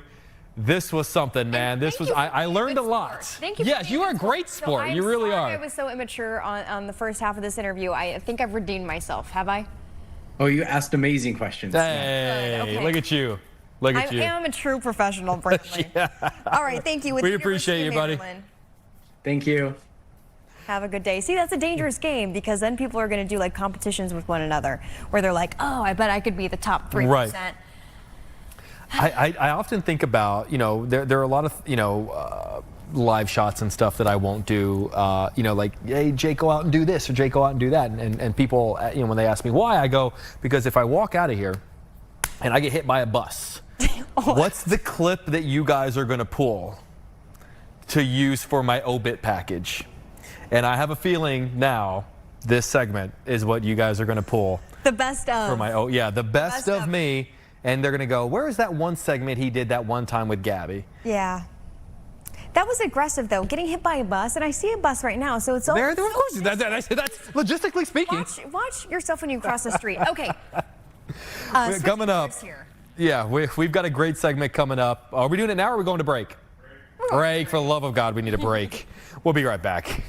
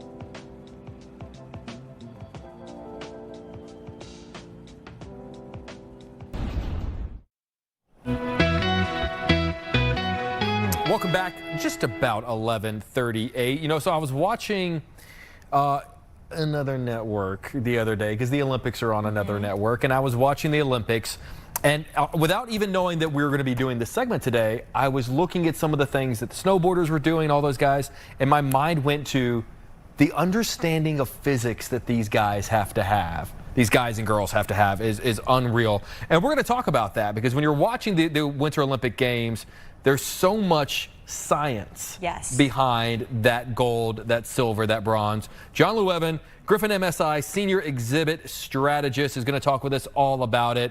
John, I mean, if you're one of these athletes, how much, if you're going to succeed and you're going to truly go for the gold, go for the silver, go for the bronze, how much of an understanding of science, of physics, do you have to have, or does that understanding make you a better athlete? Well, I think it goes both ways. You have to have a lot of understanding of those physics. There's all kinds of science in the Winter Olympics and in sport in general. Everything from nutrition, physiology, exercise physiology, physics, as you're saying. So you see those snowboarders doing the big air. Yeah. They're using angular momentum, they're using gravity, they're working with the forces of physics to get that gold medal. Whether they learn it in a classroom or from their coaches or from a scientist per se, they learn that in their body, and they learn to bend those rules and use those rules to perform best. That's fascinating. Can we dig a little deeper? Like, you know, I'm thinking about curling, right? Or ski jumping when they have to hold their ski in the, you know, in the air, and they have to land perfectly. They land backwards sometimes. They fall down. It's all so crazy. You know, what do we know about like some of those really intense ones? There's a lot of intensity there, and there's a lot of practice. How do you get to the Olympics? You practice. But in understanding, for example, doing you know, some sort of a 10-20 Daffy frontside air. I don't know what that trick actually is. It sounds legit. Sounds amazing. It's totally legit. Sounds like a winner. There are ingredients. There's speed. There's the friction of the hill. They have to plan how fast they're going to, you know, approach the jump. The size of the jump. There's all kinds of math and physics in the size and shape of those jumps. And then once they're in the air, you've got to count the amount of spins. They're adjusting their limbs and their arms and all the position of their body to change the angles, do the flips, do as many spins as they planned on. Sometimes they go a little far, land backwards or land wrong. But there's so much math and science integrated into that, and there's a lot of things you can learn at the museum about that too. And which I think is fascinating. Just one quick question about the Olympics. When it comes to sort of studying the slopes, there are things that are not going to change on the day of that they can prepare for. But how much is physics, is the science of this, affected by things that maybe you won't know till, you know, the wind, what they're wearing, you know, are those just different kinds of science that are weighing in that could affect them on the day of? Right. There's a lot of different variables. So luckily they, as far as the equipment and the outfits, the gear, they know about that beforehand. That has a whole design and engineering and fitting process that hopefully the athletes are familiar with. You know, you're comfortable in your gear, but then on the day of, you know, things can change moment to moment, especially with snow. If you're outdoors, the snow changes. Like take the slalom course, for example, that was just last night, Michaela Schifrin. That snow literally changes every skier that goes down. Wow. So whether it's in sun or shade, if the wind is blowing up the hill, etc., what's the temperature, that affects the speed of the course. Even the ruts that the previous skier goes in, like if you're going to be the first or the last or in the middle of the queue of skiers that's going down the hill, you're going to be skiing on a different course because that changes. You know, every molecule, every atom changes, you know, every moment. You know, it sounds kind of zen to think about that, but you think about every crystal of ice, that makes up the conditions that those skis or those skates or those snowboards are going over, and that makes up, you know, whether it's a gold, a silver, bronze, or nothing. Wow. So a lot of these, I don't know, scientific principles have exhibits at MSI. Where can people find them in the museum? What should people be looking for? And kind of what is it all about once you get there? Well, it's all about curiosity. So we have a multitude of different exhibits, and relating to sports and the Olympics, one of our favorites is called Science Storms. That has a giant tornado in it. Yes. Hopefully there's not a tornado in Milan. Hope not. But we learn about friction. We learn about how projectiles fly through the air. You can experiment with different things. Look at an avalanche disc, which is really cool. And then there's an exhibit called You the Experience, and that's all about how our bodies, our minds work together. So you can see the anatomy of the human body, the vascular system, the muscular system, learn how your heart works. Heart health is super important for these athletes. I mean, you're a cross-country skier, you're going to have a cardio system that's like a truck in there. And you can learn how all that works. You can measure your heart rate at the museum. There's a giant hamster wheel. You're sweating or worse. So that's always fun to kind of hear their feet, running on the hamster wheel. So you could be in training for the Olympics when you come to Griffin MSI. Obviously we're sort of tying the Winter Olympics into everything that you guys have going on, but I would imagine that there aren't many things that don't tie into what I'm sure that there are so many aspects of life that I could drag over to you and go, I bet I could learn about this at Griffin MSI. Would you agree? Right. I mean, that's what's one of the most fun things about coming to MSI, and my job in particular is if you have a curious mindset, if you just look at things and notice, question, how does that work? How does that thing stand up? Why did that person go faster down the hill than the other? Why did I just slip and end up on my butt on Lincoln Avenue? You can learn all that kind of stuff, and just by exploring and looking at the science. And I grew up going to a lot of museums as a kid where the number one rule was look but don't touch. Look but don't stay at a distance, don't touch, keep your hands to yourself. What I love about what you guys do over there is touch it, move it, like jump in it, jump out of it, get in it, get out of it. Like it's the most interactive thing. And I've had have you ever done a live shot there in the morning? Oh, many times. Oh, it's the best. And I always brag that we're so spoiled because whenever we get to do live shots with you guys in the morning, we have the museum to ourselves. And in between live shots, I just get lost. I walk around the whole, and I just lose myself. And I'm almost 40 years old, and I feel like a kid walking around there. Like how important is it to remind kids, like, no, touch things. That's how you learn. Right, that really goes to the heart of what our museum is all about. So going back to our founding in 1933, it was one of the first interactive museums. There was one in Germany, the Deutsches Museum in Munich, that our founder, Julius Rosenwald, went and visited with his son and was wowed because they had some interactive hands-on exhibits, an industrial museum. So his idea was, hey, let's build an industrial museum for Chicago. And from the start, there's been push buttons, cranks, look at the mechanisms, how can you change the cause and effect of different things. And, I've been coming there since I was a kid too. And just that spirit of trial and error, exploration, and fun, there's a lot of fun in science. We bring the fun into the science. So having that mindset of, what happens if I change something, and, just tinkering with things. It's a great way to think. It truly is such a special place. And I'm glad you mentioned that because, I grew up with a lot of museums where you couldn't touch anything. Yeah. I don't think I had one until I came and visited for some segments, and I'm like, this is a different kind of museum. This is a different kind of space. And how you guys transform with different things that are going on, different holidays, it truly is special. Okay, for people who live under a rock, maybe they've never been to the museum, MSI, where can they find more information? When do you suggest that they come and visit? You can find us at griffinmsi.org. We're at 57th and DuSable Lakeshore Drive. Come anytime, check out our website. We're open 364 days a year, and we'd love to have you. And I just want to give one quick shout out to something. There are, and I've seen them circulating on like TikTok and Instagram lately. There are some great behind the scenes videos, old school MSI videos of when you guys brought in the U-boat for the first time. Oh, really? And there was one that I shared with Iris the other day, and it was how you guys brought in, is it the Boeing? The Boeing? Yeah, Boeing 727. How you guys got that into the museum. And not only is it great that it's there, if you can, seek out these videos and learn how they brought these things into the museum, because that in and of itself is unbelievable. Like, that is incredible. Right, exhibiting the artifacts of the technological age. So back in the day, that was a German World War II submarine, which is really cool, a Boeing 727 jetliner. And right now we're about to open a new exhibit called Powering the Future. It's all about energy, and we have a giant slide. So oh my goodness. Yes. Spider-Man's still there? Spider-Man is still there. Great. Giant slide was coming in this morning. The workers are tightening the bolts on that. That opens later this spring. So you got giant slide, you got the costumes from Wicked. This is because the Paul Tazwell stuff. It's beautiful. Spider-Man, done. game over. Like tornado. That's my day. You got a tornado. Everything. And buttons so you can you're a press. future Olympian. You're a future scientist, explorer. Future Marvel hero. Marvel geek. Yeah. The Wicked Witch of the West.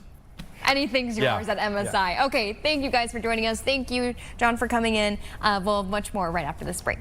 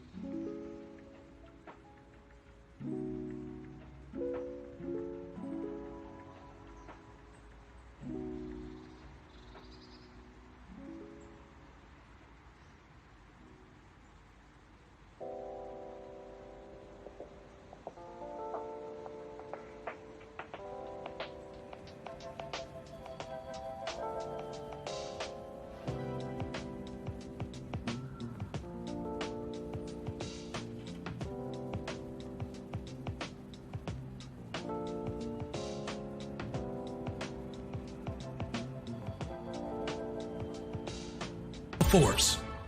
Okay, everybody, you have something to do tomorrow. All right, you're going to have a chance to check out a really cool art exhibit put together in honor of Black History Month. We're learning more about it with Patricia Andrew Keenan, founder of Pigment International, and of course, artist Reggie McFly. Thank you so much for joining us.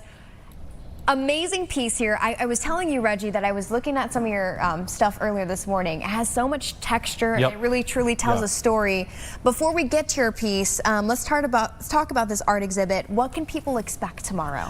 So tomorrow we have an exhibit that celebrates how Black artists interpret the American flag. Wow. So all the work you will see at our exhibit will be some representation of the flag. Reggie has a piece on canvas. We have pieces that are made out of fabric.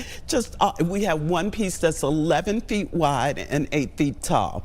But one thing we had to do, we're dedicating this exhibition to Reverend Jackson. Love that. He impacted so many of our lives, and definitely mine.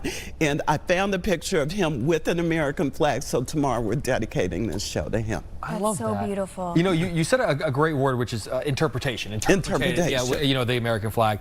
This photo, correct me if I'm wrong, I've seen this photo before. Absolutely. This is a very, very famous photograph. But I look at this photograph, and this is what I think is great about art. I've never seen it like this before. I've never seen this photo. I've seen it in textbooks. I've seen it in film. I've seen it, you know. But how do you take an image that is seared into our minds, seared into our culture, and make us see it in a way that we've never seen it before? Well, I think it all starts with a story and your particular experience in life and perspective, and using texture and layers and mixed media to bring that story to fruition, and getting perspective from other people about how they see the artwork after you create it. Can we really quick, I'm sorry to interrupt. Please go. For people who maybe are unfamiliar with this photograph, can we give them some of the context? Because this is a very important photo. Yes. And if you don't know the context, there's a lot of history behind this picture. Yes, so actually I learned from Miss Patricia about Whip Peter, and that's who it is. It goes by Gordon too, but he was a slave who got free and enlisted in the military. Enlisted in the Civil War. And these photos were taken of him, and it showed just the brutality or the experience of a slave. And that's why it's kind of embedded into our minds and history. So putting him on the flag is just giving a symbolism of what freedom meant, or what it was supposed to mean, versus how we intake it today. Like, what did we encouraged to get to this freedom. And that's what I think is so fat. Like that image up on the flag. American I think flag. there's a whole conversation to be said. And this piece was actually taken down from the Park District front in Washington, D.C. It lived there, and the picture was taken down in the last couple of years. So we really wanted to honor that. And Reggie took that story so to heart. Wow. And when I saw this yesterday for the first time, it really touched me to have him do this. Oh, this invokes so much emotion. Any of the pieces that we've seen come up on the screen here, because we have a couple of things that we want, showcase, a sneak of tomorrow. Are you surprised on how artists kind of took this prompt and made it their own? Can you talk about some of the other pieces along with Reggie's that we're going to see? Oh, certainly. So one of the pieces is by a local artist, Candace Hunter, born and raised right here in Chicago.